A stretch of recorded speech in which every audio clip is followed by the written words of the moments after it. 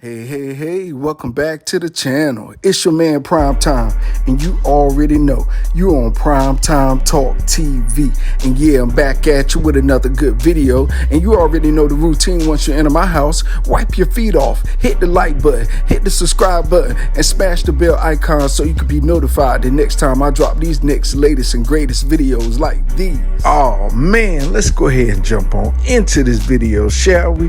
How about that Caleb Plant and Anthony Dirrell press conference? Man, I tell you, boy, if them guys didn't display that they really don't like each other, I tell you what. Well, it's more on Anthony Dirrell's end, and he just said simply the main reason he don't like Caleb Plant is that he said he's fake.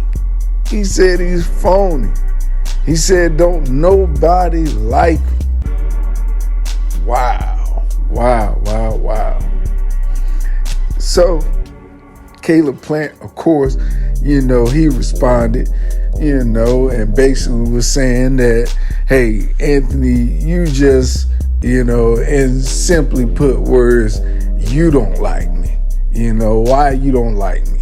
And he basically answered Caleb Plant again and said the reason why I don't like you is because I was your mandatory and you ducked me. You ducked me and you went straight and waited until you got the Canelo fight. Basically saying he could have fought him in between those times and chose not to. He waited for the Canelo fight. Now, is he wrong? I mean, hey, he could be, maybe not. I mean, hey, if you know you got a bigger payday coming up and this guy could upset you, then you know. But looking at it from both sides of the coin, Anthony Dirrell needed that payday too, probably. So he probably pissed with Caleb Plant as well. Like, hey, you was my payday. I was waiting for you. I was your mandatory. So I understand it. I truly understand it on both sides of the coin, like I do it here on Prime Time Talk TV every time. I get it to you both ways, you know what I'm saying? I don't look at it just in a biased way, hey, I'm just looking out for Anthony Dirrell. Nah, it's both sides. Hey, I get it. A lot of fighters understand it's a high risk and no reward with some fighters, and that's why a lot of fights don't get made. People don't understand that, but I do, and I understand now that Anthony Dirrell is probably going to try and take out all his frustrations on Caleb Plant in that ring. And then plus, by seeing Caleb Plant having a chink in his armor, will Anthony Dirrell Caleb Plant's way of getting back into the promised lands of maybe getting a championship fight again? Or will Caleb Plant show up big and show that, hey, I might not be better than Canelo, but I'm better than Anthony Dirrell. So it's really intriguing to see how this all plays out. Both guys seem like they ready, they mentally focused, and I'm telling you, Anthony Dirrell is that sleeper now. He been waiting for a big shot. Is this his motivation?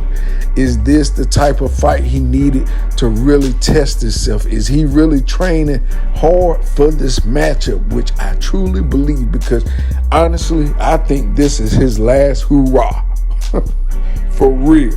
I'm going to keep it a band with you. I'm going to keep it 1,000,000% with you.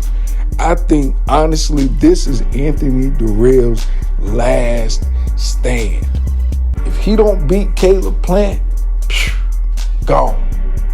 I mean, might get some fights here and there or whatever. I ain't saying his career is over, but at this age and with what he's been throughout the years of waiting for good fights, he can't wait too much longer. You know what I mean? The time is now. If he don't grasp this moment right here and beat Caleb Plant, I truly do believe he will further away into the boxing land. Now, hey, he's a good golfer, so he definitely has some other skills, but I don't know if, that's going to be another career for him. Hey, could be. Hey, judge no one. If you want it bad enough, you'll go get it, won't you? But anyway, back to is that, look, Caleb Plant is no slouch, y'all. He went to the 11th round with Canelo. So don't give me that, Canelo slapped him, Canelo knocked him. In the 11th round, Caleb Plant was doing good until Canelo, the smart fellow, you know how he do, he turn it up on you. He know how to coach you and then turn that thing up on you. Boy. So, don't discredit Caleb Plant for that one loss, y'all. Remember, somebody always has to go. And at that time, his win. So, hey, but much credit to him. He stepped up in the plate. He fought the man, tried to beat the man, but he didn't. He came close, but not a cigar at all. So, with that being said now, these two fighters right here, look, on a wonderful card, because they're on the same card with Wilder versus Helenius. Deontay Wilder versus Robert Helenius. I'm telling you, that is a big matchup, and that's a big card right there. PBC putting on another one. It's no belts involved, but it's livelihoods, careers on the line. Because either one of these fighters could lose and go back into oblivion again. Or somebody could win and probably step a little closer to getting a championship title match again. And that's what it's all about. Not what these other guys, in the other promotional companies are saying, trying to downgrade belts. Belts ain't everything.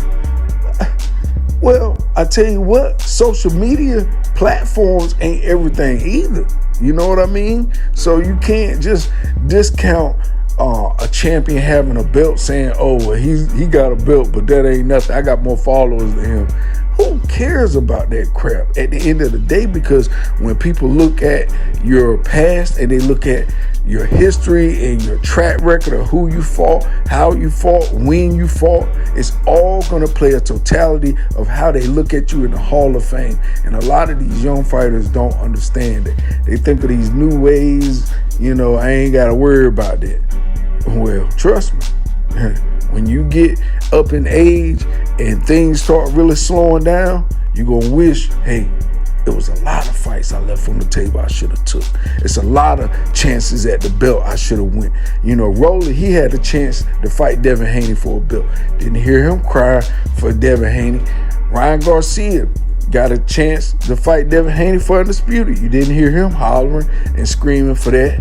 So it just lets you know that, a lot of fighters don't really believe in themselves like they truly say they do, because if they did, they would go ahead and grab the bull by the horns and beat that thing. But nah, they decided, hey, I'm gonna take my time. You don't even hear Gervonta Tank Davis, Mayweather, or his team screaming for the fight Devin Haney. That lets you know Devin Haney is truly a problem, for real. He is truly a problem that a lot of people can't solve. It's his length, his height, his timing, his thinking. He's a good fighter now. Is he better than Shakur or any other fighter? Who knows? We won't know until they get in the ring, but I tell you this much.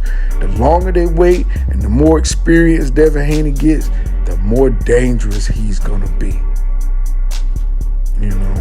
And so, and also you got Devin Haney. He chimed in on Isaac Cruz, because Isaac Cruz talk about, getting a rematch with Gervonta Tank Davis, which that's all cool and dandy. But he says this Wrong one part. That is, he said, yeah, fighting for a chance at the title again. He was like, what the F, huh? What?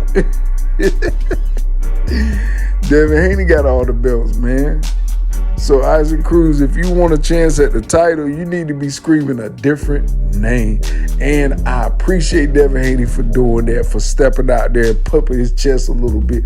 Because, you know, if you listen and look, ESPN, Ring Magazine, none of these companies really even acknowledge Devin Haney as a champion. You know, if Kambosos had beat him, it would have been a celebration for the nation, you know, but that didn't happen. He shut the world up.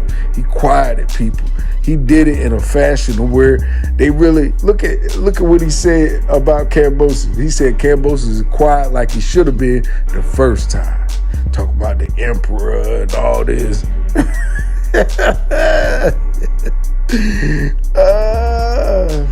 Anyways.